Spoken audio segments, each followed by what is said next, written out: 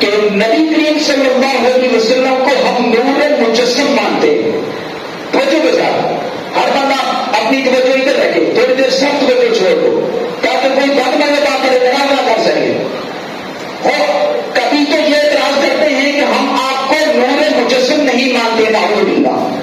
کبھی کہتے ہیں ہم نور کو مانتے ہیں لیکن نور ہدایت مانتے ہیں. لیکن میں نے کہا ایسا نہیں ہو سکتا. اگر شرک کا صحیح کر کے تم نے توڑ کرنا ہے تو پھر نبی کی ذات کو نور مجسم ماننا پڑے گا. میں نے کہا ہم نبی کو نور مانتے ہیں، وہ اپنی توحید بیان کرتے ہوئے کہتے ہیں صرف رب نور ہے. میں نے کہا رب بھی نور ہے، مصطفیٰ بھی نور ہے. فرمایا کہ اس میں فرق کیا ہے؟ جو اللہ رب العزت کا نور ہے وہ خالق ہے، جو مصطفیٰ کا نور ہے وہ مخلوق ہے. جو رب کا نور ہے اس کا جسم نہیں ہے، جو مصطفیٰ کا نور ہے اس کا جسم بھی ہے. اب اگر تم نے وہ کہتے ہیں نور مجسم نہیں مان سکتے، میں نے کہا نور مجسم اس کو کہتے ہیں وہ نور جس کا جسم ہے. اگر اصل شرک کا توڑ کرنا ہے تو پھر سمجھنا ہوگا کہ وہ رب ہم اس کو نور مجسم نہیں کہہ سکتے کیونکہ اس رب کا جسم نہیں ہے.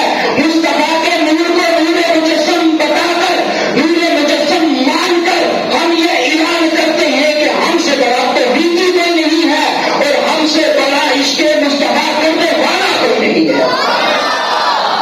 تم جو عشق مصطفیٰ کے رد لگا رہے ہو، توحید کے نعرے لگا رہے ہو، جو سارا سارا ورد ہے، نور مجسم مان کر بھی اصل میں توحید بیان ہوگی کیونکہ نور خدا کا جسم نہیں ہے اور جو مصطفیٰ کا نور ہے اس کا جسم ہے. اب یہاں پر ایک بات ہو کہ یہ اتنے گٹھیا اور ذلیل ان کے عقائد، اللہ اکبر نعوذ باللہ. آج ہم سے لوگ یہ پوچھتے ہیں کہ پیچھے نماز ہوتی ہے، فلاں ہوتی ہے، فلاں ہوتی ہے، یہ عقائد کو پڑھ کر خود سمجھ آ جائے گی. نبی کریم صلی اللہ علیہ وسلم کی جب باری آتی ہے تو یہ سرکار صلی اللہ علیہ وسلم کو نور مجسم نہیں مانتے، لیکن جب ان کے اپنے کسی بندے کی باری آتی ہے، جب ان کا کوئی اپنا فیض ہو جاتا ہے تو پھر یہ اس کو نور مجسم بھی کہتے ہیں. دلیل دے رہا ہے، سنیے گا. جب رشید احمد گنگوئی یہ مرتا ہے تو اس کا ایک جو چیلا ہے محمود الحسن، جسے شاہ الہند کہتے ہیں، اس نے قصیدہ لکھا. وہ قصیدہ آج بھی آپ کو مارکیٹ سے مل جائے گا. وہ قصیدے میں کیا لکھتا ہے کہ چھائے چھپائے جانے فانوس کیوں کے شمع روشن کو. توجہ کے ساتھ سنیے گا. وہ اپنے اس قصیدے کے اندر جو رشید احمد گنگوئی اس کے بارے میں وہ لکھتا ہے، وہ کیا لکھتا ہے؟ چھپائے جانے فانوس کیوں کر شمع روشن کو. اس کا ترجمہ آپ کو بتا دیتا ہوں. یہ جو فانوس ہوتا ہے اس کے اندر لائٹ لگی ہوتی ہے. جب وہ لائٹ روشن ہو اور باہر شیشہ لگا ہو تو وہ شیشہ اس لائٹ کو کم نہیں کرتا بلکہ اور روشن کرتا ہے.